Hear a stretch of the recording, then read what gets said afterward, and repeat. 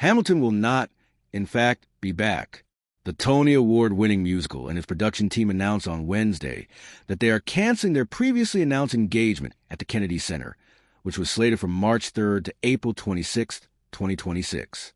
Producers cited the recent takeover at the Performing Arts Center by the Trump administration as their reason for withdrawing.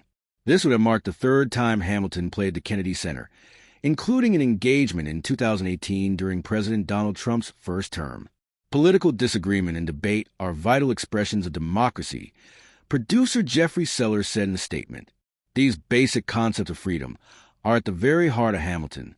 However, some institutions are sacred and should be protected from politics. The Kennedy Center is one such institution. The Kennedy Center was meant to be for all Americans, a place where we could all come together in celebration of the arts, Seller continued. Politics have never affected the presentation of thousands of shows and the display of extraordinary visual arts.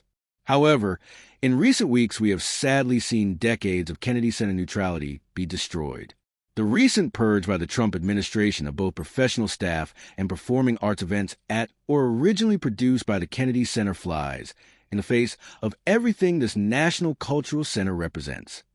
Sellers cited the firing of Kennedy Center President Deborah Rutter, the chairman of the board David Rubenstein, numerous other Kennedy Center board members, and the cancellation of important programming as alarming changes in the Kennedy Center's operations.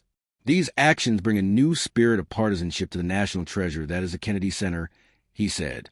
Given these recent actions, our show simply cannot, in good conscience, participate and be a part of this new culture that is being imposed on the Kennedy Center. We are not acting against his administration, but against the partisan policies of the Kennedy Center as a result of his recent takeover. Seller also noted that the decision was predicated on business needs as much as political ones, due to the new leadership's approach to handling contracts. Hamilton is a large and global production, and it would simply be financially and personally devastating to the hundreds of employees of Hamilton if the new leadership of the Kennedy Center suddenly canceled or renegotiated our engagement, he noted. The actions of the new chairman of the board in recent weeks demonstrate that contracts and previous agreements simply cannot be trusted. This is sad, because basic integrity and the rule of law have long been great American principles that help serve as a foundation for our nation. We cannot presently support an institution, concluded Seller, that has been forced by external forces to betray its mission as a national cultural center that fosters the free expression of art in the United States of America.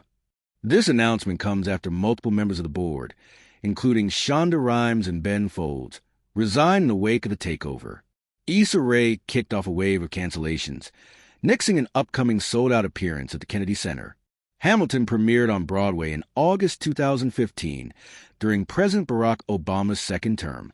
Written by and starring Lin-Manuel Miranda as the titular founding father, it became a veritable phenomenon, capturing audiences' imaginations with its tale of American history told by a diverse cast using traditions of hip-hop, rap, and musical theater.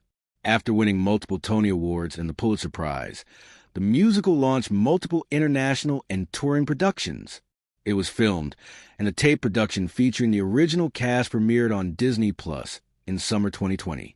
Back in January, Miranda reprised the role of Alexander Hamilton during a Saturday Night Live cold open in which the founding father was interrupted mid-rap by James Austin Johnson's Donald Trump. Our lives matter not if we lose them in the cause of liberty. What matters is the nation we built. Because in America, all men are created equal, Miranda began, launching into a rap. America, not England. We do in the sequel slash, and we will have leaders. But no one thing slash in America, we will never have a king. Barging in on his performance, Johnson's Trump replied, "Never say never. I'm in my king era. An era that will not include performances of Hamilton at the Kennedy Center. Instead, it will be quiet downtown."